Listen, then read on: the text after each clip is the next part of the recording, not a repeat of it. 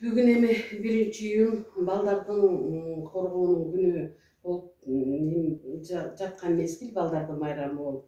Бирок биздин Нарын областындагы Нарын шаарынын эң орчундуу оор көйгөйү боюнча ошо ата-энелердин атынан жана өзүмдүн атымдан да келдим да. Биз Монореке Нарын шаарындагы номер 4-садикке өзүмдүн кошуналарым, ушу балдарын берет да. Аны ошолор кайрылгандан мен коомдук Нарын областтык аялдар кеңешинин төрайымы болгондугуна байланыштуу ушул жака кайрылгандан мен да келдим да. Келгенимдин себеби мына могу жерде жеке менчик үйдү арендага алып, ушу сайдиктин кызматкерлери ушул жерде балдарды 80 баланы киргизишет экен, бир 30 балалык эле орун экен, бул жерде 15 миңден аренда төлөшөт экен. Бул жерге көпчүлүк нерсени өздөрү жасашыптыр. Жана ошо бул жерде иштеген кызматкерлер мондай жерге салган, балдардын астына салган килемдеринен бери өздөрүнүн үйүнөн алып келип, көпчүлүк адеп баштаганда жаңы ачылышында ушул жерде ремонттошуп бекер иштеген күндөрү болуп турду, ушул жерде кызматкерлердин, жумушчулардын. Анан мондай оор шартта биздин Нарыныбызга түрктөр тарабынан келип сайдик салынат эле. Аны да бияка беришпей, жергиликтүү бийликтегилер кандай иш-чара көрүп жатканын билбейм. Анысын чындыгында биз сураган жерибиз жок. Ал эми Монореке жерде сот защитанын кызматкерлери кирип турган мурдагы сайдик ушул кайта Гороного сайдикке алынсын делген неме чечим эбак эле чыкты эле. Бүгүнкү күнгө чейин ошол сайдик кайра мамлекетке Гороного кайтарылбастан сот защитанын кызматкерлери ошол жерде отурат да. Буга жергиликтүү бийликтердин канчалык деңгээлде көңүл бөлүп жатканын билбейм. Прокуратурага кайрылдык деп мындан 2 жыл мурун эле уктум эле. До сих пор ошо жер сайдик болуп кайтарылып алынган жери жок.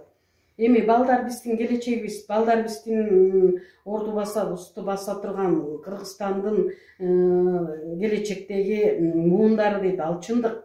Анан эми бүгүнкү Садыр Жапаровго, депутатка, Камчыбек Ташиевке мен атайын кайрылуу жасайт элем да. Ушундай көйгөйлөр мезгилдерди Бишкекте баа туура коррупция менен абдан күрөшүп жатат. Мен анысына абдан кошулам, макулмун. Бирок ушул жергиликтүү жердеги дагы Монорекиндей кайдыгерлик жасалып жаткан иштер толтура. Эч кандай неме көрүлбөй, ар ким сен ооруба, мен ооруйн, ата журт сен мага тийишпе, мен сага тийишпе деген биздин да жетекчилердин кайдыгерлиги болуп жатат деп ойлоп атам.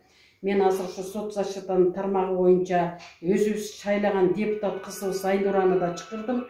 Ошол жерге келишсин, биздин да жергиликтүү кеңеште, жергиликтүү бийликтегилерге дагы үндөрүн жеткизсин деген ойдомун. Ушуну мен Садыр Жапаровдон президентибизге эле кайрылбасак, мындай иш-чаралар чечилбей, бизде да толгон токой көйгөйлөр бар.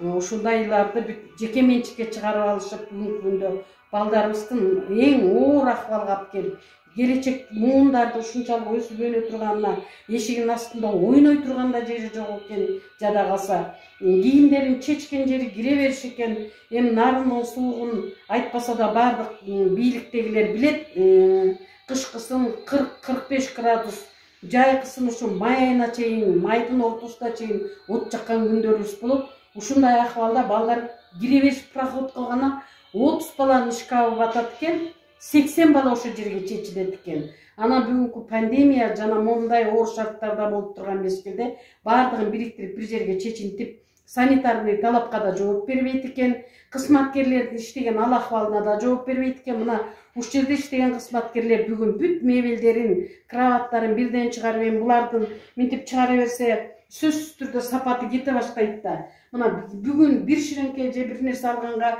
бюджетте бир тыйын акчабыз болбой турат. Ушунун баарын өйдө төмөн ташыш ушул жердеги сайдиктин кызматчыларынын мойнуна түшүп турат да.